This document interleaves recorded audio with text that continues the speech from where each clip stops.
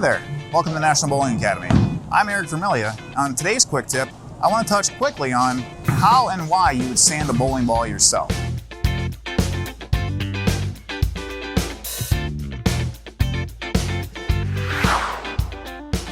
A lot of times when you're bowling, bowling conditions might be a little different. You might be in a different bowling center on a different oil pattern, or simply if you have a bowling ball that has some surface to start with, a dull, aggressive bowling ball, it is going to get shiny as you use it. It's going to absorb some oil and the surface is going to wear down over time.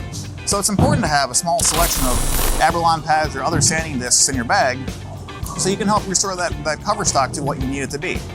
Again, just as you use a bowling ball, it will kind of shine up over time, or if you are in a different bowling center and just need your bowling ball to pick up to get into a roll a little bit sooner, one of these and a little bit of elbow grease will take care of that for you. First thing you do is you put the bowling ball on a table. You grab whatever Abralon pad you're looking to take that surface to. Say if you're looking for a 2000 Abralon grip pad on this ball, that's what I originally had this ball at. I set it on the table, put the Abralon pad on top, use a circular motion. Be sure to sand the entire surface of the bowling ball so it meets USB-C specifications. You do have to sand the entire bowling ball. Just give the entire bowling ball a once over with the Abralon pad until it looks even all the way around. Grab a dry towel and then go ahead and wipe off all the excess dust. Make sure the ball is good and clean with that freshly sanded surface, and you're ready to hit the lanes with a little bit more hooking action.